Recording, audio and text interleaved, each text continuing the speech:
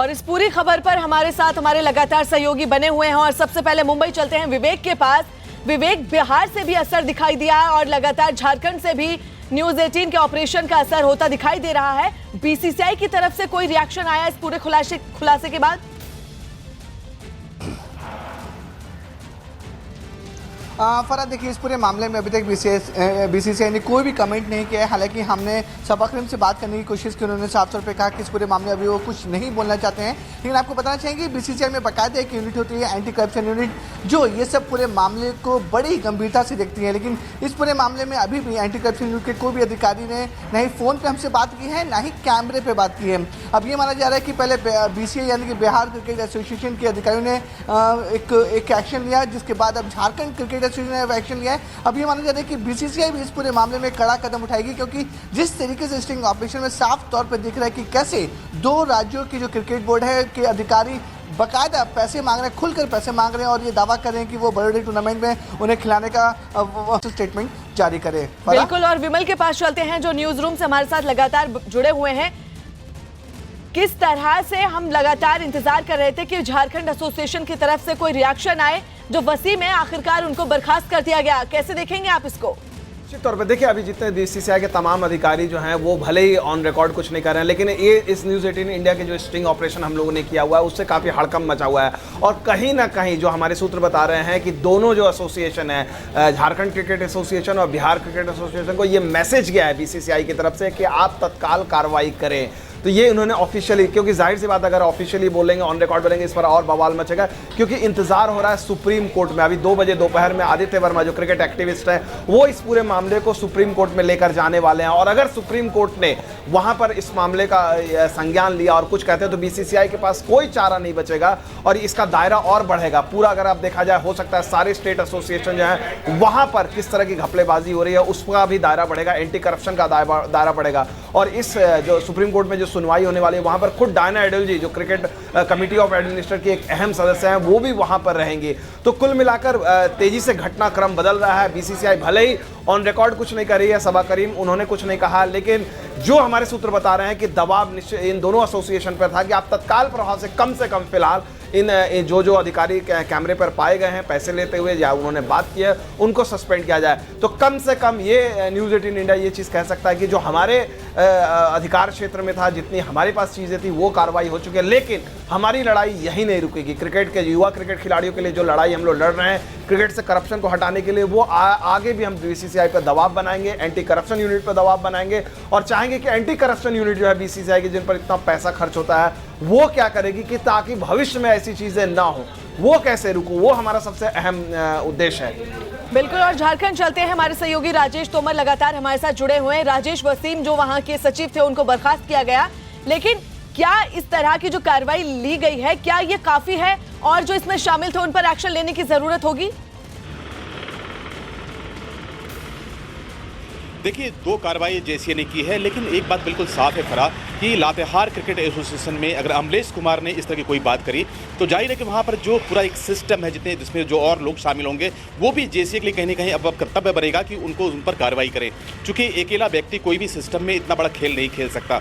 अगर आप Ranchi cricket association की बात करें, यहाँ पर तमाम लोग हैं, जेसीए के मेंबर भी हैं, मोहम्मद वसीम, कई लोगों से उनके जान पहचान है, जो टैलेंटेड लड़के हैं जिनमें काफ़ी पोटेंशियल था, लेकिन उनको उसने इस खेल के तहत बाहर किया है। तो जाहिर है कि इस पूरे सिस्टम में जेसीए को देखना होगा कि ना सिर्फ मोहम्मद वसीम बल्कि वसीम से जुड़े हुए तमाम लोग जो इस तरह के रैकेट चला रहे हैं उन पर कार्रवाई करें। इसके अलावा हमारी जो एसआईटी की टीम है, शायद झारखंड में उन्होंने अगर और भी कुछ डिस्ट्रिक्ट को किया होता तो कई और लोग लपेटे में होते, क्योंकि यहाँ पर और भी कई डिस्ट्रिक्ट से कंप्लेन लगातार आ रहे हैं। और अब जो हमारे पास फीडबैक है, जिस तरह से हमने कल खबर चलाई उसके बाद तमाम लोग हमारे पास संपर्क कर रहे हैं, फ़ोन पर बात कर रहे हैं। कई लोग सामने नहीं आना चाहते, लेकिन उन्होंने उन्होंने शुक्रिया अदा किया है टीवी 18 का कि उन्होंने जो कार्रवाई की है उससे बच्चों का मौका मिल पाएगा, क्योंकि झारखंड का इतिहास काफ़ी अच्छा रहा है फराह। क्योंकि महेंद्र सिंह धोनी को आप लें, सौरभ को आप यहाँ पर लें, अरुण बैरन को लें, तो एक लंबे खिलाड़ियों की फहरिस्त यहाँ से जाती है।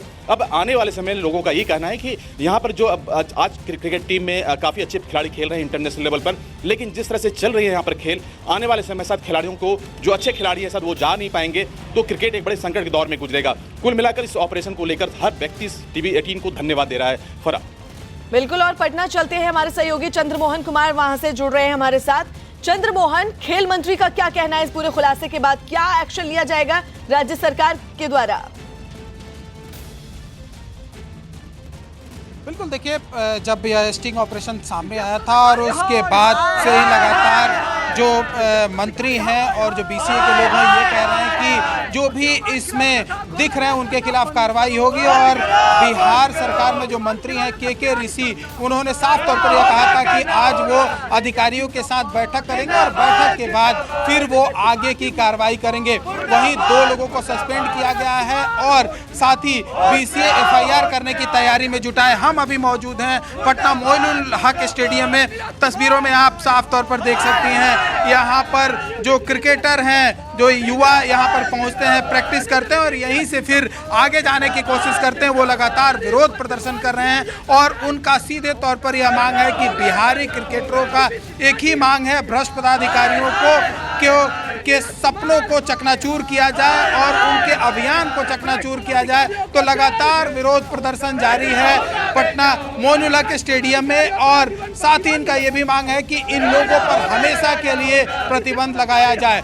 तो बिहार सरकार एक तरफ कार्रवाई की बात कर रही है, बीसीए के जो अध्यक्ष हैं वो कार्रवाई की बात कर रहे हैं, एफआईआर दर्ज करने की बात कर रहे हैं और साथ ही पटना में लगातार विरोध प्रदर्शन भी जारी है। और कई ऐसे लोग हैं जिन्होंने लगातार मुझे फोन कर धन्यवाद दिया है कि यह एक जो बीसीए के लोग हैं जिस तरह से खेल करते थे उसका खुलासा आपने किया है। हालांकि यह छोटे प्यादे हैं, इनसे भी बड़े कई ऐसे लोग हैं जिनकी बातें सामने नहीं आई है, तो उनका भी पीछा करने की ज़रूरत है। और तकरीबन कल शाम से अब तक 200 से ज़्यादा फ़ोन कॉल मेरे पास आए हैं जिन लोगों ने सीधे तौर पर न्यूज़ 18 इंडिया को शुक्रिया कहा है। चंद्रमोहन, आपके पीछे ये खिलाड़ी जो मौजूद हैं, आप इनसे बात करके जानने की कोशिश कीजिए आखिर ये क्या चाहते हैं, क्योंकि सबसे बड़ा नुकसान इन्हीं बच्चों के लिए है जो सपना देखते हैं कि देश के लिए एक दिन खेलेंगे और इस तरह जो भ्रष्टाचार सामने आता है इनका सपना कहीं ना कहीं टूटना नजर आता है। आप इनसे बात करके जानिए क्या चाहते हैं ये। बिल्कुल, हम जो विरोध प्रदर्शन कर रहे हैं हम उनसे ही बात कराने की आपको कोशिश करते हैं। ये बताइए आप लोग क्या चाहते हैं? हम लोग यही चाहते हैं कि खिलाड़ी के साथ न्याय हो। जिस प्रकार से पैसे का लेन देन चल रहा है, पैसे का गोरख धंधा चल रहा है, ये बंद हो और गरीब प्रतिभावान खिलाड़ियों को भी खेलने का अवसर प्राप्त हो। इसके लिए मैं आज सारे क्रिकेटरों से आह्वान करता हूँ कि player association of anti corruption का गठन होगा, जिसके माध्यम से गरीब प्रतिभावान खिलाड़ियों का मैं आवाज बुलंद करूंगा। वैसे गरीब प्रतिभावान खिलाड़ी जिनके पास टैलेंट है, पैसा नहीं है, उनका मैं आवाज उठाऊंगा। उनको जिला स्तर पर अगर वो बेहतर प्रदर्शन करते हैं तो जिला टीम का वो हिस्सा होंगे। अगर अपने जिला से बेहतर प्रदर्शन करते हैं तो उनको राज्य टीम में भी जगह मिलनी चाहिए। इनके लिए मैं निरंतर आवाज उठाऊंगा और मैं आह्वान करता हूँ बिहार के पूरे खिलाड़ियों से, पूरे क्रिकेटरों से कि इस प्लेटफॉर्म को, इस player association of anti corruption से आप जुड़े और जिस प्रकार का गोरख धंधा बिहार क्रिकेट एसोसिएशन में हो रहा है उसका जिस प्रकार से पर्दाफाश न्यूज़ 18 इंडिया ने किया है, इसको जड़ से समाप्त करने के लिए हम लोग आगे हैं। ये बताइए, जो सपना लेकर इस क्रिकेट के ग्राउंड में आप पहुंचे थे वो पूरा हो पाएगा इस खुलासे के बाद?